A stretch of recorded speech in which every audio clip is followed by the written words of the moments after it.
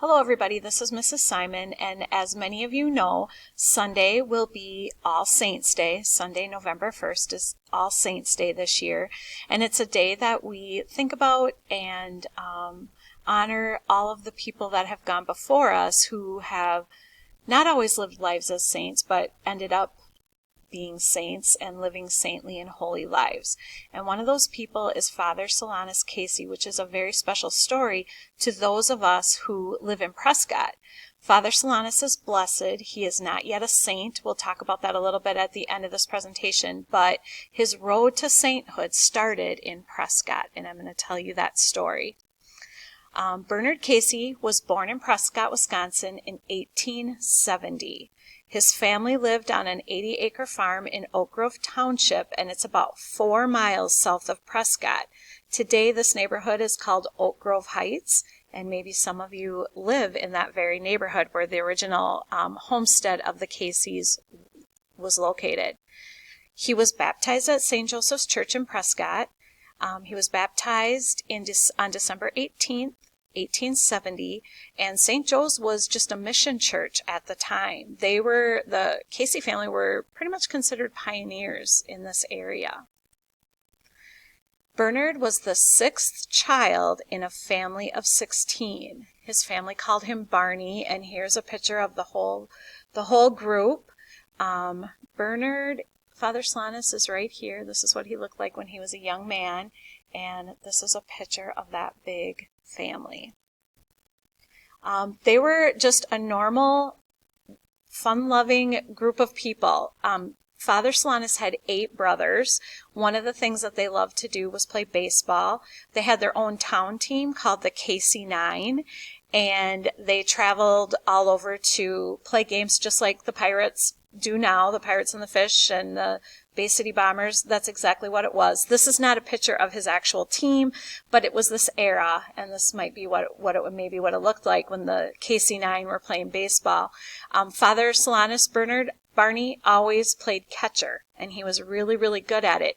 He had one little thing, though. He would never, ever wear a catcher's mask, and his brothers would always get upset with him about this, and he was like, I don't need it, I don't want it, it bugs me. So it was just kind of a weird thing. He just never ever wore a mask when he was catching.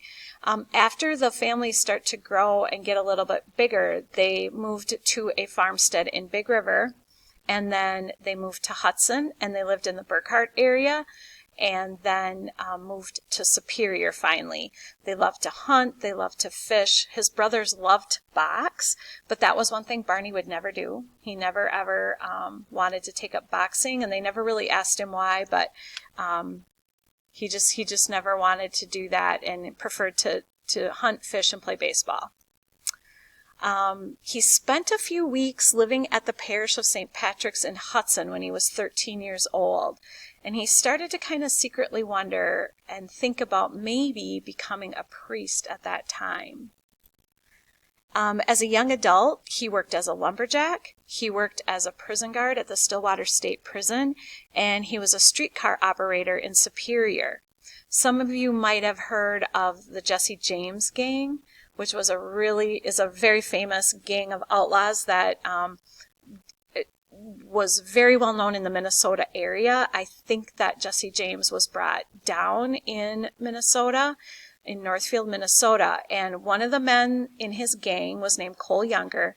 And Cole is a pretty famous person. A lot of people would recognize that name. He was imprisoned at the Stillwater State Prison when Bernie was working there, and they became really good friends. In fact, Cole Younger gave Bernard a big, like a wooden box. There weren't plastic tubs or suitcases at that time to carry your clothes in, and it was literally one of the only possessions Father Solanus had when he died that was found in his room, was this wooden chest that had been given to him by the famous outlaw Cole Younger. When he was working in Superior on the streetcar line, he became convinced that only through God can we live truly meaningful lives. A couple of things happened to him in Superior. One day he was witness to an accident where a man drowned, and he desperately tried to save him and just couldn't, and this man died. And then one day when he was working on the streetcar, there was a big commotion up ahead on the track, and he got the streetcar to stop just in time, and him and all the passengers got off the train to see what was going on. And a young man had stabbed a woman to death, basically on the tracks, near the tracks. And this just really had a really kind of impactful, it was an impactful moment for Father Solanus. And this is when he kind of started to really, really think heavily about becoming a priest. And at the time, he was only about 21 or 22 years old. It was after the accident and the murder that he witnessed that he headed to Milwaukee to go to school. And he loved being at school, but he really, really struggled. So much so that he wasn't able to he wanted to become a priest in a group of priests that were studying in Milwaukee, and he just couldn't pass the test. He just couldn't get high enough grades to join them. And the Capuchins offered him a place. A little interesting fact, he did not want to join this order because he hated the habits and he hated the look of the beards. And he just didn't want to be seen looking that way. I think sometimes we think of priests, or we think of saints as being 100% holy and not worrying about trivial things. But similar to not wearing the mask and catching, he was a little bit vain. He thought a lot about what he looked like. And so becoming a Capuchin really kind of bothered him for a while, and he came back to Superior, thought about it, prayed about it, and eventually he did become a priest with the Capuchins, and he became Father Solanus Casey. Now, he was a priest, but because he could not pass the classes he needed to pass, he could not become a full priest. He was what was known as a simplex priest. He could not hear confessions. I don't think he could give Eucharist, but he lived and he worked with the other priests, and they had him do odd jobs. He was a doorman. He worked in the kitchens, and that's really where he spent his life. The Great Depression was underway, and this one picture is a picture of him serving people in the soup kitchen who were just desperate for food and out of work. He had an incredible love for people, and working as a doorman and working in the kitchen and places like that gave him the opportunity to talk and visit with people. And pretty soon word started to spread.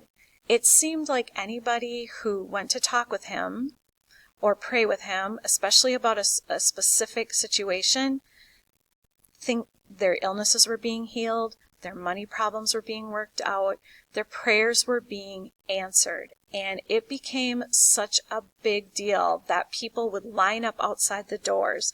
They wanted his spiritual guidance and his prayers. Hundreds and hundreds of miracles are attributed to him. Things like a little boy with a horrible infection in his ears. The doctor said for sure he would lose his hearing. The family prayed with Father Solanus. That night, his hearing was back. Another boy that was hit by a carriage or a car or something, and the doctor said he would probably not wake up. He was in a coma. If he did, he would have horrible brain damage. Woke up with no lasting injuries at all. Hundreds and hundreds of these types of experiences and miracles were starting to be known to happen with people who spent time with Father Solanus. He was wildly popular. It became almost a problem because there were so many people coming from all over to be with him. 8,000 people attended his funeral. The process to make him a saint started in 1957, and he was declared blessed in 2017. There's one more step that has to happen before he is considered a saint, and you have to have so many miracles. A bunch of different things have to happen. There's 4 steps. Being blessed is the 3rd step. So Father Solanus is 1 step away from being made a saint. If he's only the 2nd man born in America to be made blessed, and depending on the timeline between these 2 men, he could be the very first man born in America to become a saint. There are some women, and there are several men who were born in other countries that came to America and became saints, but he would be one of the first or second actually born in America that would become a saint. And he was born right here in Prescott, which is quite amazing.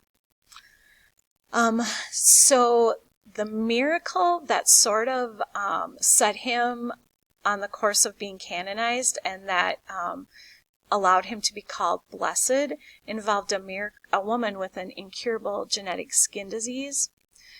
She was visiting friends in Detroit and stopped at Father Solanus' tomb to pray for others' intentions. After her prayer, she felt the strong urging to ask for the friar's intercession for herself, too.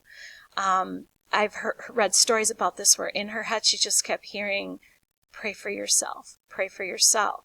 And she did, and she was instantly and visibly healed. The miraculous nature of her cure was verified by doctors in her home country, in Detroit and in Rome, all who confirmed there was no scientific explanation for this skin disease to just immediately disappear. She had come to Detroit to the tomb. She came here because she had a whole list of people she wanted to pray for. And when she heard that voice in her head saying pray for herself, she did. There were 5 doctors to whom she explained her condition and her former physician, and they all said they had no explanation why this should have gone away.